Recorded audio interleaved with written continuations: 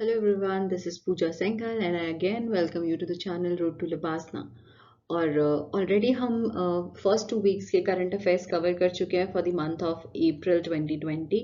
आज बारी है थर्ड वीक की which is 15th April to 21st अप्रैल। सो आज हम करंट अफेयर्स कवर करने वाले हैं 15th अप्रैल से 21st अप्रैल, जितने भी मोस्ट इंपॉर्टेंट टॉपिक्स हैं उनके ऊपर करंट अफेयर्स। और ऑब्वियसली आपकी डेट आ गई है एग्जाम की which is 4th of October। तो अब ज़्यादा मेहनत करने की और ज़रूरत है, रिविजन करते रहना है। अभी तक आपके पास डेट नहीं थी, अनसर्टेनिटी होती है तो लगता है कितना पढ़ें, कब तक पढ़ते जाएं। तो अभी डेट आ गई है आपके पास और आपको अपना पूरा रिविजन वापस से रिफ्रेश करना होगा। और तो उसी रिविजन के लिए वीडियोस आप 2x पे चला के देख सकते हो। सो ये है आज आपके सामने 15th अप्रैल से 21st अप्रैल तक के current affairs. Let's see what is the first question for the day. Consider the following statements. In last 3 years, both repo rate and reverse repo rates have been reduced consistently.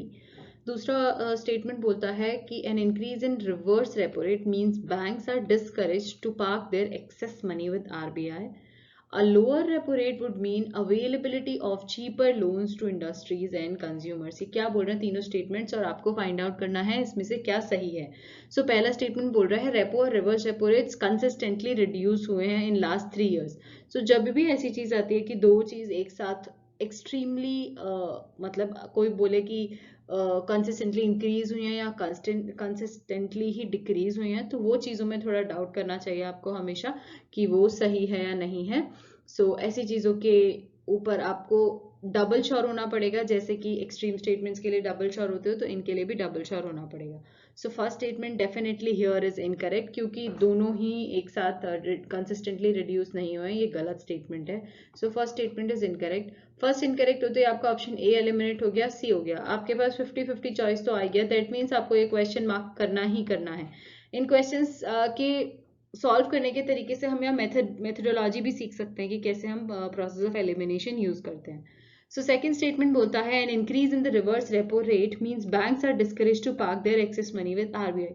Repo rate और reverse repo rate ये basic economics के terms हैं, तो ये आपको पता होना जरूरी है। अगर ये पता है तो आप इजीली एलिमिनेट कर सकते हो कि ये बिल्कुल स्टेटमेंट उल्टा है। रिवर्स रेपो रेट क्या होता है, जिससे बैंक्स आरबीआई बोरो करता है फ्रॉम अदर बैंक्स, और अगर उसमें बढ़ रहा है कि आरबीआई ज्यादा बोरो करते जा रहा है money from the other banks, that means bank discourage नहीं हो रहे हैं to park their money with RBI. So this is totally incorrect statement. Second में इनकरेक्ट होता है और सेकंड इनकरेक्ट होते ही हमारे पास आंसर आ गया third only. And you have the explanation here कि रेपो रेट होता क्या है, और रेपो रेट की डेफिनेशन पता चलाने से ही आपको समझ में आ जाएगा कि बाकी के दो स्टेटमेंट्स क्यों गलत हैं। So next up we have, consider the following statements regarding liquidity coverage ratio. Liquidity coverage ratio again economics का एक और question है ये। LCR is the proportion of high liquid assets set aside by financial institutions to survive in acute stress scenario and meet its short-term obligations. ये बोलता है कि LCR क्या है, एक proportion है जो कि high liquid assets को हम एक साइड रख देते हैं कि अगर हमें कभी मजबूरी हुई, जैसे हम घर में करते हैं कि थोड़े से पैसे बचा के रख लिए कि हमारे पास कोई मजबूरी के टाइम पे, कोई बीमारी के टाइम पे जरूरत पड़ेगी तो हम इन्हें यूज कर सकते हैं। So the same with banks की फाइनेंशियल इंस्टीट्यूशंस अपने हाई लिक्विड एसेट्स को थोड़ा साइड में बचा के रखते हैं कि जब भी कोई कमी पड़ जाएगी, एक्यूट स्ट्रेस का सिनेरियो होगा, तो वो अपनी शॉर्ट टर्म जो ऑब्लिगेशंस हैं उनको पूरा करने के लिए यूज कर पाए। सेकंड क्या बोलता है, LCR is a requirement under Basel 3 norms. Basel 3 के अंडर एलसीआर एक रिक्वायरमेंट है। थर्ड बोलता है recently RBI reduce the LCR requirement for scheduled commercial banks. So इनके लिए आरबीआई ने एलसीआर रिक्वायरमेंट कम कर दी है कि वो कम पैसे साइड में निकाल के छोड़ सकते हैं, कम liquid asset. So what is the correct choice here? So all three statements are correct, तीनों स्टेटमेंट बिल्कुल सही है। एलसीआर क्या होता है उसकी डेफिनेशन, एलसीआर की रिक्वायरमेंट बेसल 3 में है, और रिसेंटली ये न्यूज में भी इसलिए थी क्योंकि आरबीआई ने एलसीआर की रिक्वायरमेंट शेड्यूल्ड कमर्शियल बैंक के लिए कम कर दी है। And there you have the real explanation. If you have some issues in the explanation or you find some discrepancy in the data, please come back to us via the comment section of this YouTube, or you can come in the Telegram channel, which is also pinned up in the chat section here. Like in the comment section, there is a comment which talks about the Telegram channel for our Telegram channel. You can join that Telegram channel and talk to us regarding anything you want. Like if anything you have some issues in this presentation or in this data, so you can talk about that. Next up. Consider the following statements regarding corona virus बहुत ज़्यादा फैल चुका है हमारे country या पूरे world में फैल चुका है, तो उसके ऊपर क्वेश्चन है। बहुत न्यूज़ पूरे महीने भर सिर्फ कोरोना वायरस से भरी रही है। सो बहुत मुश्किल होता है कि ऐसे क्वेश्चन ढूंढना जिसमें कोरोना वायरस नहीं हो, क्योंकि हर क्वेश्चन में सिर्फ और सिर्फ घूम फिर के कोरोना से रिलेट किया जा रहा है। सो ये बेसिकली कोरोना वायरस की बेसिक फंक्शनैलिटी या डेफिनेशन आप कह लो। So corona virus are a large family of single stranded RNA virus that cause diseases in animals and humans. ये बोल रहे हैं कि आरएनए है जो कि एनिमल्स और ह्यूमंस दोनों में डिजीज करता है पैदा। दूसरा कहता है till date almost all types of corona viruses have infected human. जितने भी टाइप के कोरोना वायरस हैं वो सब ह्यूमंस को इन्फेक्ट कर चुके हैं। थर्ड बोलता है in animals corona virus can cause diarrhoea and in cows and pigs and upper respiratory tract disease in chickens. So corona virus can cause diarrhoea in cows and pigs, और जो respiratory disease है वो chicken में। तो क्या इसके अंदर सही है? तो इसके अंदर आप देखो फर्स्ट स्टेटमेंट बिल्कुल सही है, ये आरएनए वायरस है जो कि एनिमल्स और ह्यूमंस को इफेक्ट करता है। पर दूसरा स्टेटमेंट अगर आप देखो, इसने बोला कि टिल डेट जितने भी कोरोना वायरस डिटेक्ट हुए हैं वो सब ह्यूमंस को इन्फेक्ट कर चुके हैं। नहीं, ये गलत है। बहुत सारे types of corona virus detect हो चुके हैं। सेकेंड स्टेटमेंट इनकरेक्ट है। और जैसे ही सेकेंड स्टेटमेंट आप इनकरेक्ट करोगे तो ये देखिए प्रोसेस ऑफ एलिमिनेशन से आपका क्वेश्चन हो जाता है सॉल्व, कि आपको थर्ड स्टेटमेंट पढ़ने की भी जरूरत नहीं पड़ेगी। So let's see the definition here. कितने अभी तक 7 different type of corona viruses identify हुए हैं जो कि ह्यूमंस को इन्फेक्ट करते हैं। Otherwise total corona virus hundreds of corona virus detect हुए हैं जो कि सब एनिमल्स और सब ह्यूमंस को इन्फेक्ट करते हैं। Total number of virus hundreds of virus are there corona virus, लेकिन इसमें से अभी तक 7 ऐसे डिटेक्ट हुए हैं जो ह्यूमंस को इन्फेक्ट करते हैं। It says which of the following are the vaccine preventable diseases? Vaccine से कौन कौन सी डिजीज को प्रिवेंट किया जा सकता है? Dengue, rubella, haemophilia, poliomyelitis and common cold. ये पांच बीमारियों के नाम हैं। ऐसी कौन सी बीमारी है जिसको वैक्सीन से प्रिवेंट किया जा सकता है?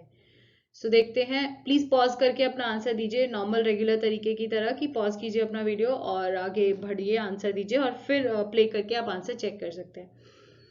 सो वैक्सीन प्रिवेंटेबल डिजीजेस कौन सी हैं इसके अंदर? इसके अंदर है डेंगू वैक्सीन, डेंगू का वैक्सीन है, वैक्सीन से प्रिवेंट हो सकता है। Rubella and poliomyelitis. हीमोफीलिया और कॉमन कोल्ड हैं, इनका कोई वैक्सीन नहीं बना कि अगर आप बचपन में वैक्सीन लगवा देते हो तो आपको ये चीजें फिर नहीं होंगी। So these are not vaccine preventable diseases, इनका अभी तक वैक्सीन नहीं है। And you have the detail explanation.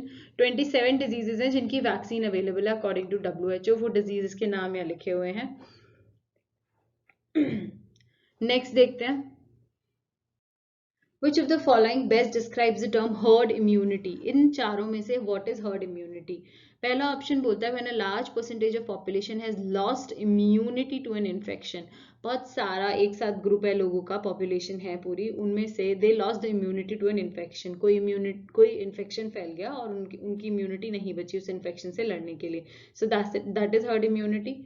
B बोलता है increasing the immune system in community by providing drugs and medicine. किसी एक कम्युनिटी में मेडिसिन या ड्रग्स के थ्रू इम्यूनिटी बढ़ाना उस कम्युनिटी के लोगों की is termed as herd immunity.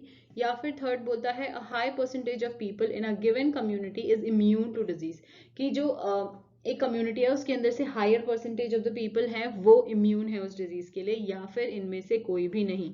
सो क्या है herd immunity? Pause your video and try to answer. So herd immunity क्या है? High percentage of people in a given community is immune to disease.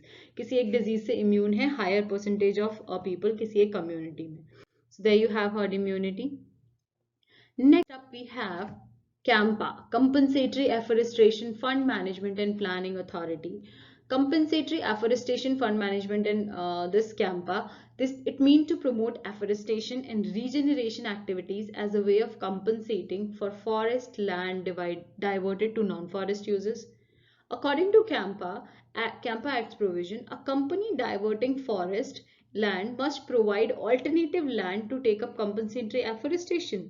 या फिर थर्ड स्टेटमेंट बोलता है the loss of forest ecosystem must also be compensated bye paying for net present value. तो ये कैंपा के बारे में है। क्या है कैंपा कि आप पहले इसका आंसर बता दीजिए, उसके बाद हम देखते हैं। सो तीनों स्टेटमेंट्स इसके करेक्ट हैं, all three statements are correct. CAMPA के अंदर क्या है, किसी इंडस्ट्री को कोई लैंड चाहिए तो उसके बदले में उसे दूसरी जगह पे वो लैंड या फॉरेस्ट बना के देना होता है। So that is there are some norms under this CAMPA act. So उसके बारे में आप डिटेल देख सकते हैं व्हाट एग्जैक्टली कैंपा इज। थोड़ी सी डिटेल हमने यहाँ लिखी हुई है कि किस लिए होता है, कंपनसेट करने के लिए, जो भी फॉरेस्ट एरिया है उसको कंपनसेट करने के लिए किसी इंडस्ट्री को वहां पे इंडस्ट्री सेटअप करनी है, लेकिन वहां पे फॉरेस्ट बना, पूरा फॉरेस्ट है या फिर ग्रासलैंड ग्रीन है, पेड़ वेड़ लगे हुए हैं, तो उस एरिया को कंपनसेट करने के लिए है ये Campa act.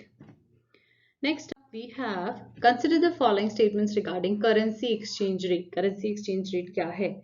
So currency exchange rate बोलता है it is a vis-a-vis another currency, reflects the relative demand among the holders of two currency. Exchange rate है दो currencies का demand जो बताती है।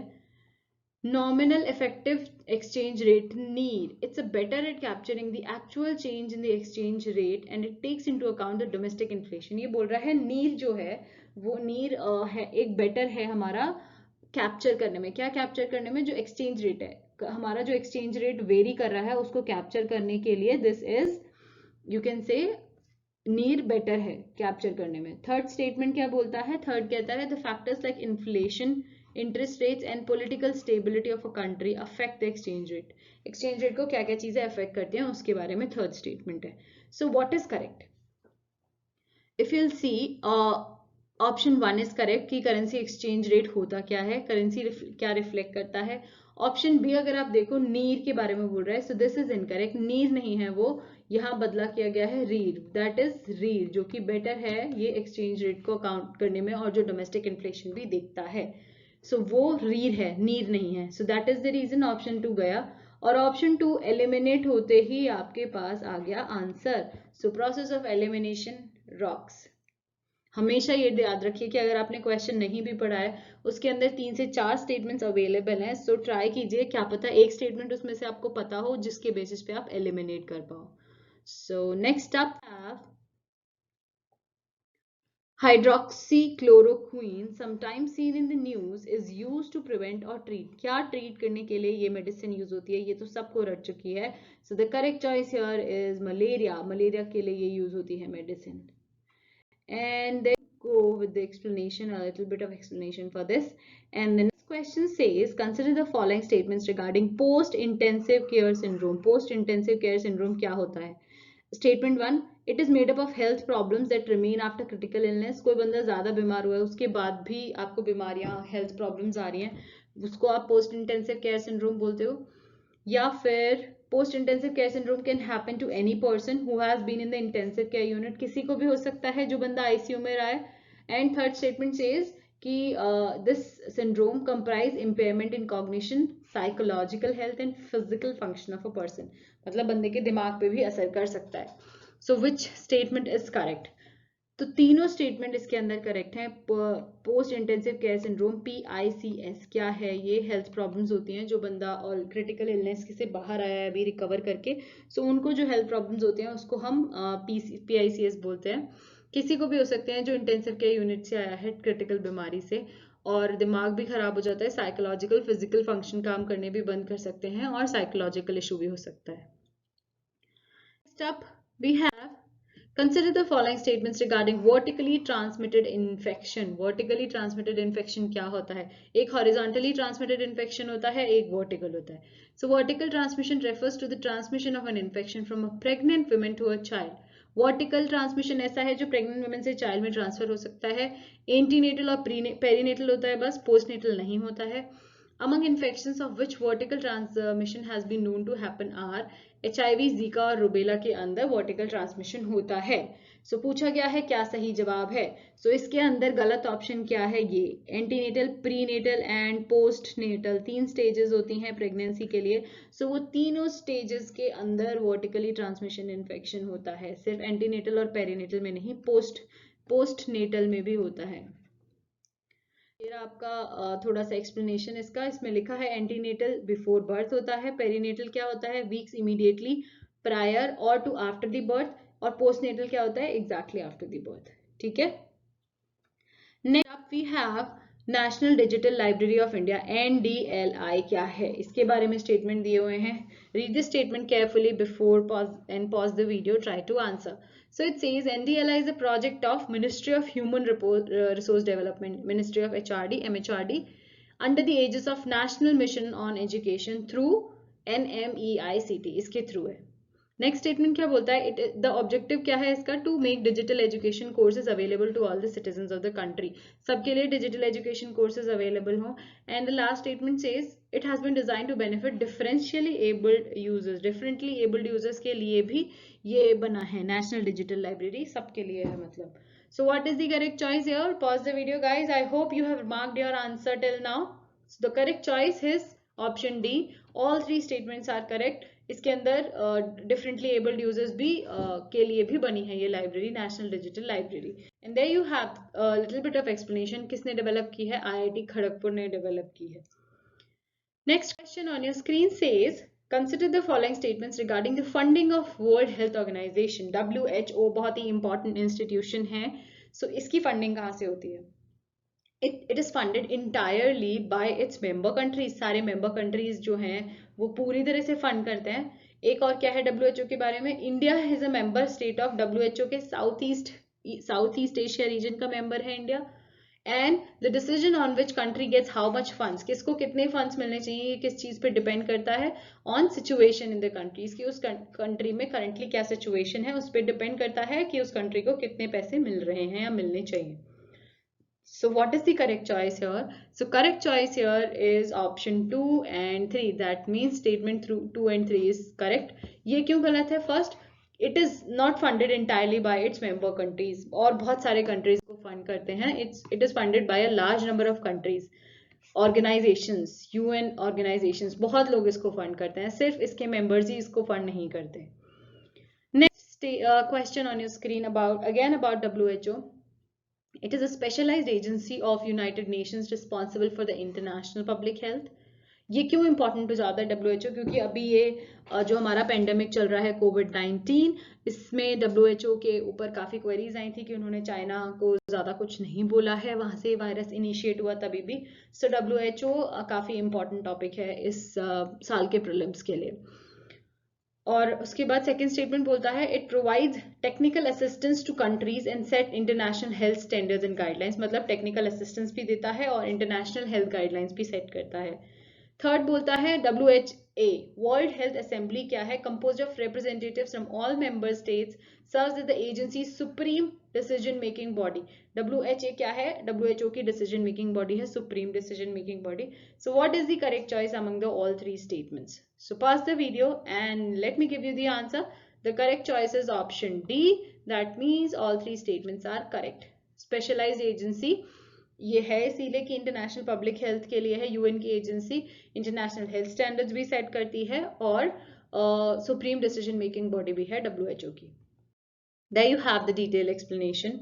And moving on to the next question. Consider which of the following best describes the term incubation period. Incubation period क्या होता है? We have the 4 options available. The time between catching the virus and getting cured completely. Virus आया और जब तक पूरे ठीक हो गए हम, वो टाइम पीरियड पूरा incubation period होता है. या फिर the time between showing the symptoms of the disease and initial phase of recovery. जब से आपको symptoms दिखने शुरू हुए और जब से आप थोड़ा सा ठीक होने लगे हो, वो phase पूरा is incubation. या फिर the time between catching the virus and beginning to have the symptoms of the disease. मतलब आपने वायरस ले लिया, वायरस आपको आ गया है लेकिन अभी पता नहीं है, और तब तक जब तक आपके सिम्टम्स जनरेट होने लग गए, दिखने लगे सिम्टम्स, तो ये time period is incubation period. जिसको हम अभी क्वारंटीन भी बोलते हैं। The time between showing the symptoms of the disease and getting cured completely, कि सिम्टम्स तो दिख गए हमें और पूरे ठीक हो गए, जैसे सिम्टम्स दिखे और यहाँ पूरे ठीक हो गए, सो ये period is incubation. So the correct choice here is this one, option C, कि जब आप वायरस के कांटेक्ट में आए उसके बाद से जब तक आपको सिम्टम्स दिखने शुरू हुए, हम क्या करते हैं, कहीं बाहर ट्रैवल किया, हमें नहीं पता वायरस आया या नहीं आया, 14 दिन बाद उसके सिम्टम्स दिखने शुरू होंगे, यहाँ पे आके आपको सिम्टम्स दिखेंगे उसके, राइट। सो ये पीरियड क्या होता है, क्वारंटीन पीरियड होता है। हम आइसोलेट कर लेते हैं खुद को कि जिससे औरों को ना फैले, सो क्वारंटीन पीरियड या फिर incubation period, this is same. Okay, next up, consider the following statements about Network for Certification and Conservation of Forest, NCCF. So ये अटैच्ड ऑफिस है ministry of environment, forest and climate change का, MOFCC का attached office है। दूसरा statement बोलता है it aims to set standards for certifying India's forest, their products and their sustainable management, इन सबको सर्टिफाई करता है ये। So what is the correct choice here? तो इन दोनों स्टेटमेंट्स में से ये स्टेटमेंट बिल्कुल करेक्ट है कि इसका एम क्या है, बट ये अटैच्ड ऑफिस नहीं है MOFCC का, इसीलिए first statement incorrect. And there you have the detail explanation कि ये है क्या। It is for the endorsement of this, और ये independent third party certification provide करता है सस्टेनेबल फॉरेस्ट मैनेजमेंट का। सो ये MOEFCC की अटैच्ड बॉडी नहीं है। Moving to the next one, it says Jan Aushadhi सुगम। व्हाट इज जन औषधि सुगम? है क्या ये? Providing free generic drugs to persons under BPL category, जो लोग BPL कैटेगरी के अंदर आते हैं उनको फ्री ड्रग्स देना, जेनेरिक ड्रग्स देना फ्री में। Setting up Jan Aushadhi Kendra in rural and remote areas of the country. Aushadhi Kendra मतलब मेडिकल स्टोर लगाना, जन औषधि केंद्र लगाना रूरल और रिमोट एरियाज में। थर्ड है mobile application to search Jan Aushadhi generic medicine and store. एक एप्लीकेशन है जिसमें आप सर्च कर सकते हो आपकी nearest Jan Aushadhi generic medical store, या कहाँ कितना दूर है, कहाँ है, उसकी लोकेशन सर्च करने के लिए। So and D says none of the above, कि इनमें से कोई नहीं। So what is the correct choice? So ये एक मोबाइल एप्लीकेशन है गाइस, जिसे हम सर्च कर सकते हैं जन औषधि की जेनेरिक मेडिसिन या stores nearby. Next you have, और इसको लॉन्च किसने किया है? Ministry of chemicals and fertilisers ने। Basel ban amendment sometime seen in the news is related to. Basel ban amendment किससे रिलेटेड है? फायर क्रैकर्स बैन करने से, सिंगल यूज प्लास्टिक बैन करने से, बैंक को रेगुलेट करने से रिलेटेड, या फिर ग्लोबल वेस्ट डंप को प्रोहिबिट करना, ग्लोबली जो वेस्ट डंप हो रहा है उसको रोकने से related. So you please pause the video and let me give you the answer. The correct choice for this question is option D. That means global waste dumping prohibition. So Basel Ban Amendment is related to global waste dumping prohibition.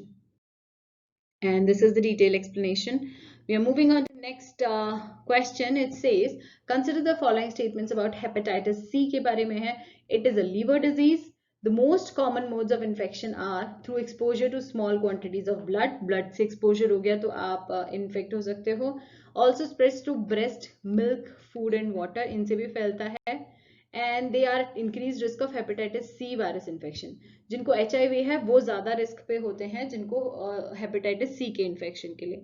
So you need to find out which one is correct. So here these three statements are correct. This is a liver disease and थोड़ा सा भी blood के exposure में आगे infected तो हो जाता है. सेकंड भी करेक्ट है एंड फोर्थ भी करेक्ट है कि जो जिसको HIV इन्फेक्शन है उनको जल्दी चांसेस हैं हेपेटाइटिस C होने के.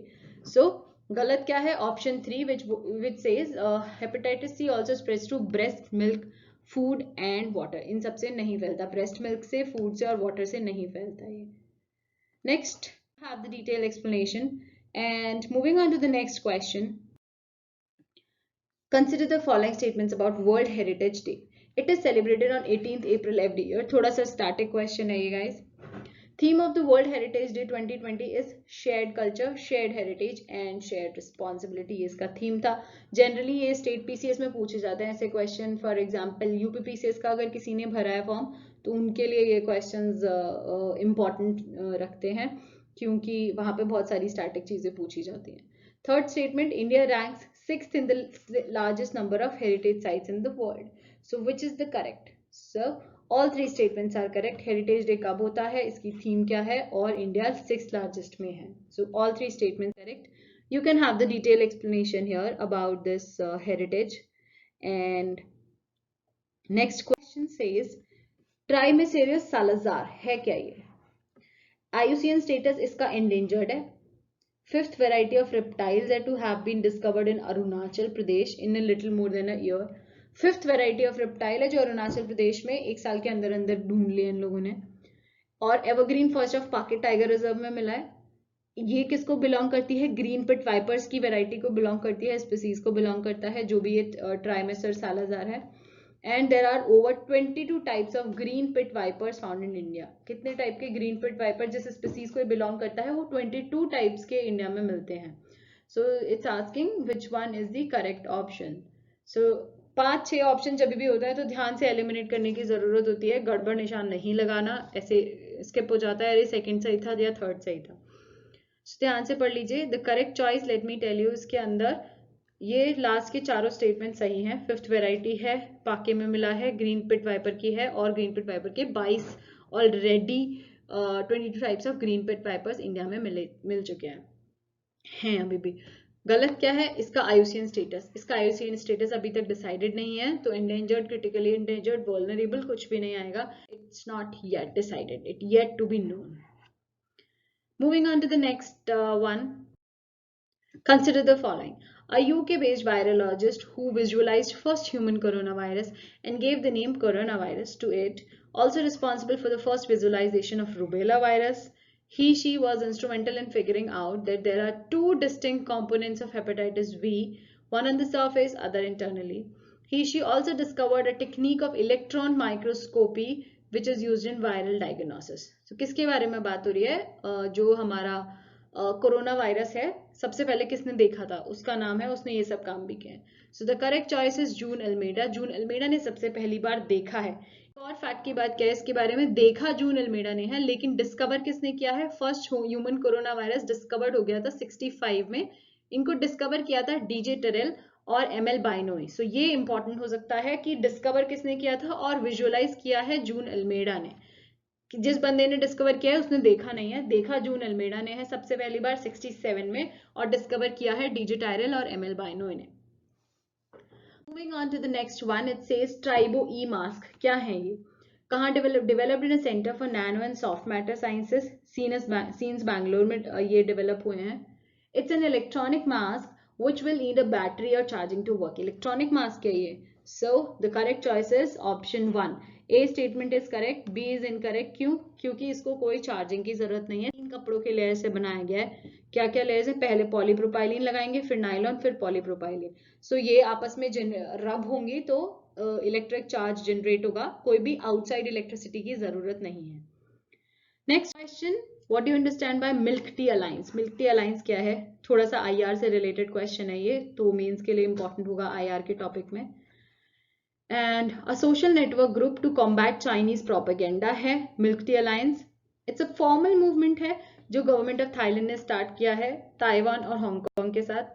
It is a pro democratic front against the authoritarianism of Chinese government. Pro democratic है अगेंस्ट चाइनीज के अथॉरिटेरियनिज्म के against. So what is the correct choice? So option A, first statement is correct. Social network का group बनाया है Chinese propaganda को खत्म करने के लिए, लड़ने के लिए उससे. स्टेटमेंट 2 गलत है. फॉर्मल मूवमेंट नहीं है, इनफॉर्मल मूवमेंट है ये, कोई फॉर्मल मूवमेंट नहीं स्टार्ट हुआ है. और थर्ड स्टेटमेंट बिल्कुल सही है. क्या है ये? आप मिल्क टी अलायंस देख सकते हो कि इनफॉर्मल मूवमेंट है. सोशल मीडिया यूजर्स ने शुरू किया है, थाईलैंड और ताइवान और हांगकांग वालों ने. क्यों किया है? जब Chinese internet users launched a campaign against a young Thai actor. किसी एक थाई एक्टर का कोई सीरियल या कोई मूवी लॉन्च हुई जो चाइना में बहुत पॉपुलर हुई. सो चाइनीज इंटरनेट यूजर्स ने एक कैंपेन लॉन्च कर दिया उसके against. So they started this milk tea alliance. Next up we have Texas light sweet. What is Texas light sweet? ये क्यों न्यूज में था? इसको हम वेस्ट टेक्सास इंटरमीडिएट भी कहते हैं. It's a grade of crude oil है जो कि बेंचमार्क यूज होता है ऑयल प्राइसिंग में. 0.2% सल्फर होता है और उसकी हाई डेंसिटी होती है. And it's prices went negative for the first time in the history. Negative में प्राइस चले गए थे अभी, इसीलिए ये न्यूज में था. So first time in the history ये नेगेटिव में गए इसके price. So what is the correct statement here? Statement first is totally correct. इसको वेस्ट टेक्सास इंटरमीडिएट भी बोलते हैं. उसके बाद सेकंड भी करेक्ट है, बेंचमार्क की तरह यूज होता है ये क्रूड ऑयल भी. अब थर्ड स्टेटमेंट अगर आप देखो तो ये हाई डेंसिटी नहीं है, आप इसके नाम से ही जान सकते हो, Texas light sweet, so light है, हाई डेंसिटी नहीं है, सो दिस इज इनकरेक्ट। और जैसे ही थर्ड स्टेटमेंट आपका इनकरेक्ट होगा, आपके दो ऑप्शन एलिमिनेट हो गए, यू आर डाउन टू 250-50, सो आपके चांसेस सही करने के ज्यादा हो जाएंगे। और फर्स्ट स्टेटमेंट से आप रिलेट भी कर सकते हो, टेक्सास लाइट स्वीट या west Texas intermediate. So the correct choice here is option B. ये रहा इसका detail explanation. Next we have what is WWH। So WWH क्या है? वर्ल्ड वाइड हेल्थ या हेल्प या फिर ह्यूमैनिटी या हेल्पर। सो क्या है ये world wide health? Pause the video and the correct answer for this is World Wide Help. WWH का फुल फॉर्म है World Wide Help. IIT Bombay ने ये सॉल्यूशन डेवलप किया है to help with the physical distancing. Next up we have Matterhorn mountain. अभी recently एक mountain पे सारे कंट्रीज के फ्लैग्स डिस्प्ले कराए जाते थे, जहां इंडिया का भी फ्लैग डिस्प्ले हुआ था माउंटेन पे। सो वो है मैटरहॉर्न माउंटेन। कहाँ पर है वो? सो the correct choice is Switzerland, it's in Switzerland. And you have this try colour project हुआ था स्विट्जरलैंड के माइटी मैटरहॉर्न पे, होप का मैसेज भेजने के लिए, क्योंकि ये पैंडेमिक बहुत ज्यादा गंदा चल रहा है, उसको एक होप का मैसेज डिस्प्ले कराने के लिए वहां हमने फ्लैग डिस्प्ले कराया। So next up, match the following religious places to their concerned state. ये कहाँ के हैं, कहाँ हैं ये सारे religious places? So Thrissur, Mahabaleshwar, mount Abu और श्री साईलाम, ये मैच करने हैं आपको कौन कौन से स्टेट्स में हैं। So the correct choice here is, ये गलत है बिल्कुल। कहाँ पर है ये? तमिलनाडु में नहीं है। इसका सही आंसर लिखिए आप लोग, तब आंसर आगे बढ़िएगा। महाबलेश्वर भी गलत है, ये यहाँ नहीं है। और फर्स्ट या सेकेंड अगर गलत हुए तो हमारा आंसर आ गया हमारे पास। Third and fourth is correct. Mount Abu is in Rajasthan and Sri Sailam is in Andhra Pradesh. But Thrissur और महाबलेश्वर को हमने, ये देखो Thrissur है कहाँ? केरला में, और महाबलेश्वर महाराष्ट्र में। So these two are incorrect. Moving on to the next one, it says match the following religious places again to their, this is not religious places, this is paintings. Match the following paintings to their concerned states. So paintings हैं पत्तचित्र, मधुबनी, वर्ली, बाजार and Kalighat. और भी बहुत सारे types होते हैं paintings के। सो ये मैच करनी है कौन कौन से स्टेट्स की है। सो the correct choice here, first बिल्कुल गलत है, पत्तचित्र उड़ीसा की नहीं है। प्लीज राइट डाउन अपना आंसर देखने से पहले कि पत्तचित्र कहाँ की है। मधुबनी पेंटिंग्स महाराष्ट्र की है, बिल्कुल सही। वर्ली बिहार की है, बाजार बंगाल की नहीं है, और कालीघाट पेंटिंग्स भी कैलकाटा की नहीं है।